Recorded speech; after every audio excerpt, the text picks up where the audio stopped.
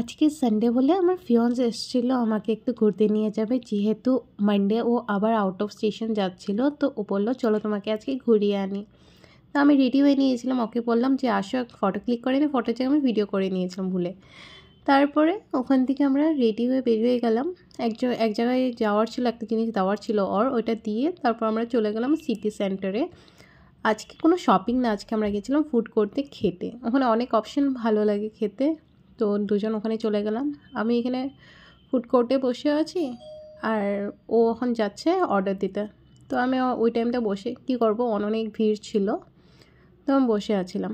আর এই যে ও আমার জন্য বার্গার কিং থেকে বার্গার এনেছে। আমি বললাম চলো চিয়ার্স করি। আর ওই করে ওখানে খেয়ে দিয়ে তারপর দুজন বেরিয়ে আসলাম।